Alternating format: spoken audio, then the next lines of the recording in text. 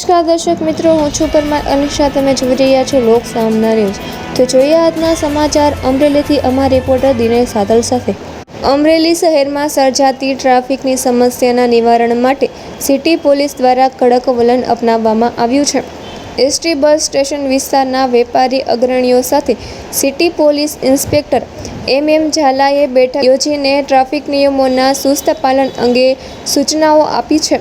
Police તંત્ર દ્વારા સ્પષ્ટ ચેતવણી આપવામાં આવી છે કે મુખ્ય માર્ગ પર ગેરકાયદેસર પાર્કિંગ કે દુકાનો બહાર દબાણ કરીને ટ્રાફિકને અવરોધતા વાહનોને ત્વરિત અસરથી જપ્ત કરવામાં આવશે. વેપારીઓને પોતાની દુકાન પાસે ગ્રાહકોના વાહનો વ્યવસ્થિત પાર્ક કરાવવા અને જાહેર રસ્તા પર ફૂટપાથ ખુલ્લા રાખવા તાકીદ કરાઈ છે. આગામી દિવસોમાં નિયમોનું ઉલ્લંઘન કરનારાઓ સામે માત્ર દંડ નહીં પરંતુ મોટર વ્હીકલ એક્ટની કલમો હેઠળ કાયદાકીય કાર્યવાહી પણ હાથ ધરાશે.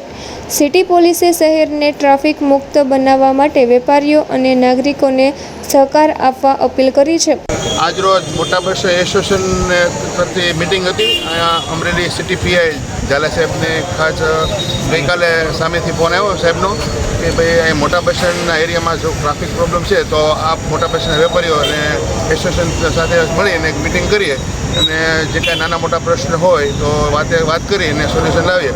તો સાહેબ અહીંયા ખુદ પોતે આવ્યા હતા સ્ટાફ સાથે અને અમારે આમ મોટા બસ એસોસિએશનના 50થી વધારે 75 જેટલા વેપારીઓ મળી અને સામે વાતચીત કરી અને ટ્રાફિકના પ્રશ્નો હલ કરવા માટેની અરસપરસ બાંહેધરી અમે લીધી છે. સામે ચેકિંગ અને સાહેબ સાથે બસ સ્ટેન્ડની અંદર ચેકિંગ કર્યું અને વિઝિટ કરી સાહેબે અને સાહેબે જરૂરી સૂચનાઓ પણ આપી અને અહીંયા મોટા બસ સ્ટેન્ડના આખા એરિયા જે સ્ટેશન રોડથી માંડી લક્ષ્મણ મંદિર સુધીનું ટ્રાફિક સરસ રહે એના માટે સાહેબે કીધું કે અમે ધ્યાન આપશું કે પોલીસ સ્ટાફ અને ટ્રાફિક સ્ટાફ મૂકીશું અને ટ્રાફિક સરસ રહે એના માટે વ્યવસ્થા કરશું.